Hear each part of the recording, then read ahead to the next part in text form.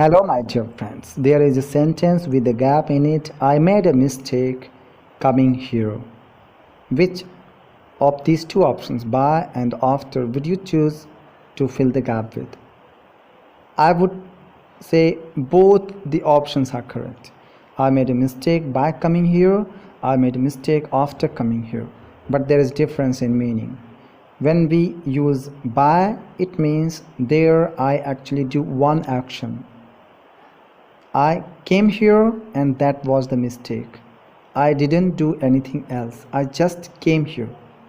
But when I say I made a mistake after coming here, means I did two actions. I came here and the second thing I made a mistake. For example, I broke your chair. I came to your house and then I broke your chair. Means I did two actions.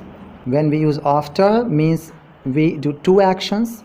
When we use by, means we do one action. Okay. Another example, you helped me doing it. You helped me by doing it and you helped me after doing it. So after is the answer of when. When you helped me after doing it. But by is the answer of how. How you helped me, you did it and that was the help. And if you think the video was of any help to you, please like, share and subscribe. Thanks for watching.